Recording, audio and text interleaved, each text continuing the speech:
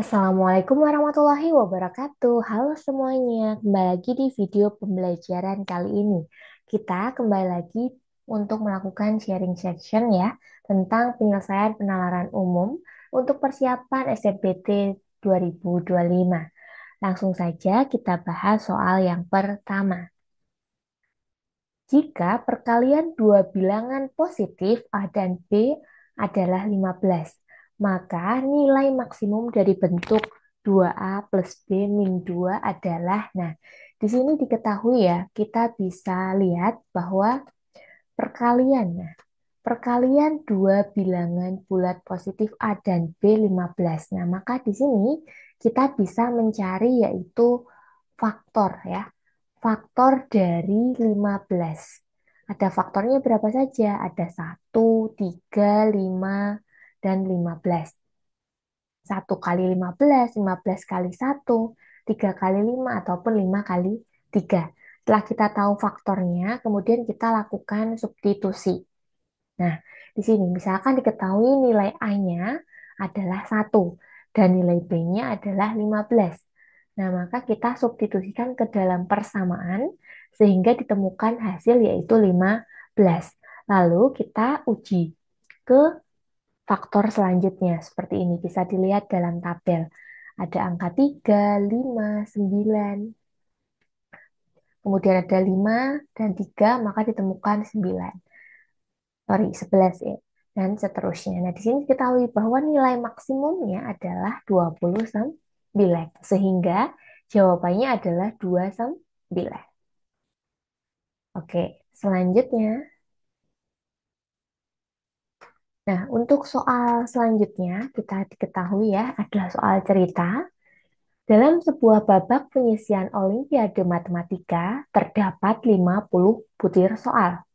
Peserta akan mendapat skor 4 untuk setiap jawaban yang benar, skor min 2 untuk setiap jawaban yang salah, dan skor min 1 untuk setiap soal yang tidak dijawab. Jika Humairah mendapatkan skor 146 dengan mengkosongkan 6 soal, maka banyak soal yang ia jawab sebanyak, nah, berapa butir soal? Nah, diketahui ya, soalnya ada 50. Dia berhasil menjawab dengan mendapatkan skor 146. Nah, di sini diketahui nih, yang tidak dijawab ada 6 soal. Berarti dia menjawab sekitar 50 dikurangi 6, berarti ada 44 soal, di mana terdiri dari soal benar dan soal salah. Nah, jadi kita bisa membuat persamaannya sebagai berikut. Nah, di sini. Jadi kita buat persamaan. Misalkan nih, B ditambah S ditambah 6 sama dengan 50. B tambah S sama dengan 50 dikurangi 6. B tambah S sama dengan 44. B-nya adalah 44 dikurangi S. Nah, di sini kita ketahui persamaan yang pertama dari jumlah soal. Kemudian persamaan yang kedua itu dari skornya. Nah, 4B kok bisa 4B? Karena tadi ketika benar skornya ada 4. Kemudian min 2 ketika salah ditambah. Nah, ini ketahui ada 6 soal yang tidak dijawab sehingga mendapatkan minus 1. Nah, sehingga bisa dibuat pernyataan tetap 4B min 2S min 6 sama dengan 146. Kemudian 4B dikurangi 2S sama dengan 146 ditambah karena pindah ruas sehingga diperoleh persamaan yaitu 4B min 2S sama dengan 512. Nah, karena B tadi sudah diketahui, kita bisa melakukan kegiatan substitusi. Nah, jadi kita substitusikan untuk nilai B-nya, di mana B adalah 44 dikurangi S. Nah, langsung dimasukkan, kemudian dikalikan. 4 kali 44, 176. 4 dikali min S, min 4S, kemudian ada min 2S. Nah, di sini diketahui kita samakan ya, yang ada variabelnya kita jumlah. Jadi ada min 6S, kemudian yang tidak ada variabelnya kita pindah ruas. Nah, diketahui sehingga diketahui S-nya adalah 24 dibagi 6. Sehingga ketemu jumlah salahnya adalah 4. Maka dapat diketahui berapa jumlah benarnya. Nah, di sini. Karena yang diketahui berapa butir soal yang salah, maka langsung diketahui S-nya adalah 4 sehingga jawaban adalah Yang benar adalah yang B. Kalau misalkan yang diketahui benarnya berapa ya? Tinggal 44 dikurangi 4, ketemu 40. Jadi 40 benar, 4 salah, dan 6 yang tidak dijawab. Lanjut ke pertanyaan selanjutnya.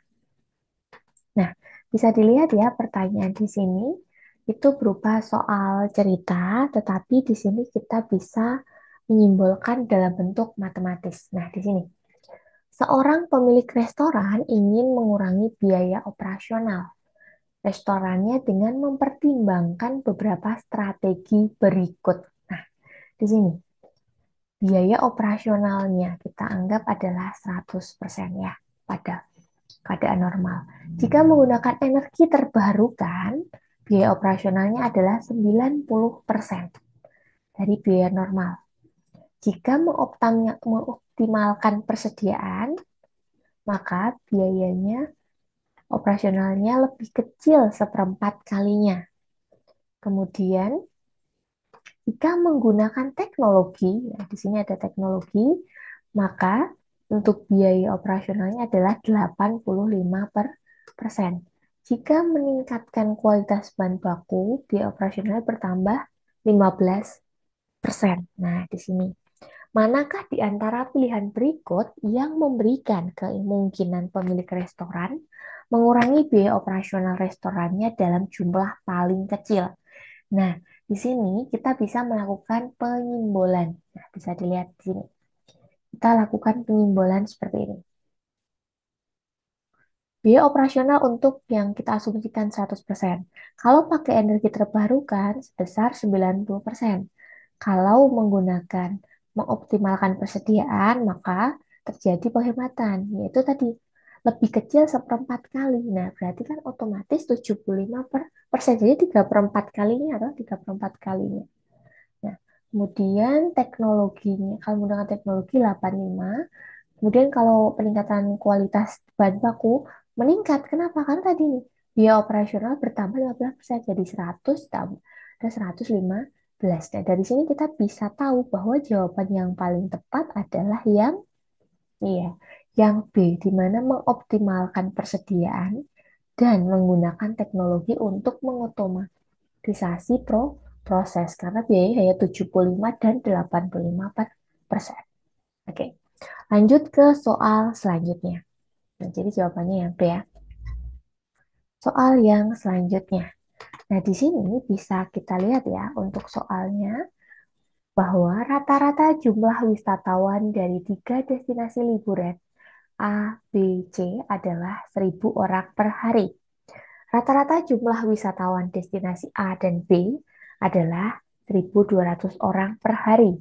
Jika jumlah wisatawan destinasi B kurang dari 1.000 orang per hari, manakah pernyataan berikut yang paling tepat menggambarkan jumlah wisatawan dari ketiga destinasi liburan tersebut? Di sini kita bisa membuat permodelan matematikanya ya. Kita lihat kandungan info yang diketahui. Nah, di sini. Persamaan yang pertama tadi. Diketahui A ditambah B, rata-ratanya adalah 1.200. Jadi kita kalikan silang, A ditambah B berarti adalah totalnya itu ada 2.400 pengunjung atau wisatawan. Kemudian persamaan yang kedua, ketika A, B, dan C dibagi 3, itu rata-ratanya adalah 1.000. Maka ketika ketiga terjadi pengunjungan, berarti kan otomatis ada 3.000. Nah, di sini kita tahu ya, A tambah B sama dengan 2.400, A ditambah B tambah C ada 3.000. Nah, di sini kita substitusikan, misalkan. Di sini kita tahu ya, jika jumlah wisatawan destinasi B kurang dari 1.000 orang per hari. Nah, maka kita bisa lihat di sini. A ditambah B 2.400, maka kita bisa ketahui berapa nilai C-nya, yaitu sebesar 600. Nah, dari sini kita coba trial error untuk ke optionnya. Misalkan kita ke option yang A. Destinasi C memiliki jumlah wisatawan lebih banyak dari destinasi A. Apakah mungkin? Tidak mungkin, karena A ditambah B aja 2.400 gitu ya. Kemudian yang B. Destinasi B memiliki jumlah wisatawan lebih banyak daripada C. Nah, kalau di sini bisa jadi. Jadi kemungkinan jawabannya benar adalah yang B. Karena kan tadi, karena nilainya B itu pasti lebih besar dari C. Kemudian kalau yang C, destinasi A memiliki jumlah wisatawan sama dengan destinasi A. Bukan ya. D, destinasi A memiliki jumlah wisatawan paling tinggi. Untuk yang A, apakah yang paling tinggi? Kita tidak bisa mengetahui ya, tapi kita bisa memperhitungkan lebih lanjut kalau kayak gini. Karena A memang, sorry ya, di sini berarti mencari yang paling tepat ya. Berarti yang paling tepat A, yang D itu tidak bisa karena kan kita nggak tahu. Gitu ya, untuk perhitungannya apakah benar A itu yang paling tinggi, karena tidak ada pembandingnya. Kemudian yang E, destinasi B memiliki jumlah wisatawan paling rendah. Nah, tidak mungkin karena yang paling rendah adalah C, jadi jawabannya benar adalah yang B, di mana B itu jumlah wisatawannya lebih banyak daripada C, gitu. Karena ini nggak mungkin dong, misalkan masing-masingnya adalah 100. Nah, ini kalau 100, sorry, 1000 ya, 1000 kan udah 2000, jadi tidak mungkin nilainya itu kurang gitu loh. Misalkan 1000, ini 1200 seperti itu. Ataupun sebaliknya. Nah, lanjut soal selanjutnya. Nah, di sini. Jadi A lebih besar dari 1400, B kurang dari 1000, C 900 gitu ya. Lanjut soal yang kelima. Di sini diketahui bahwa ada soal cerita, tapi kalau diperhatikan lebih lanjut di sini membentuk deret ya. Berat angkatan atlet angkat besi pada latihan ke-1 dan kedua, nah U1, U2-nya, nah, sedangkan pada latihan keempat, jadi keempat, kelima, keenam, dan ketujuh. Jika tren berat angkatan tersebut bersifat konstan, berarti kan konstan tetap ya, tidak berubah, maka berapa kilo berat angkatan ketiga? Satu, dua. Nah, kalau seperti ini, kita buat dulu susunannya agar kita lebih mudah ya untuk membaca. Nah, di sini dia ada polanya.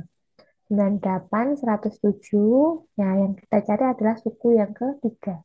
104. Nah, ini kita tahu ya, selisihnya itu sifatnya konstan. Nah, karena tadi disebut bersifat konstan. Nah, di sini bisa ketahui bahwa jadi berat angkatan ketiga adalah 107 dikurangi 2. Sehingga jawaban yang benar adalah yang A dengan total 105. Sekian ya pembahasan mengenai penalaran umum SNBP 2025. Semoga bisa membantu untuk persiapan dan semoga dimudahkan dan dilancarkan dalam prosesnya. Bertemu lagi pada video pembelajaran mengenai penalaran umum selanjutnya. Terima kasih. Wassalamualaikum warahmatullahi wabarakatuh.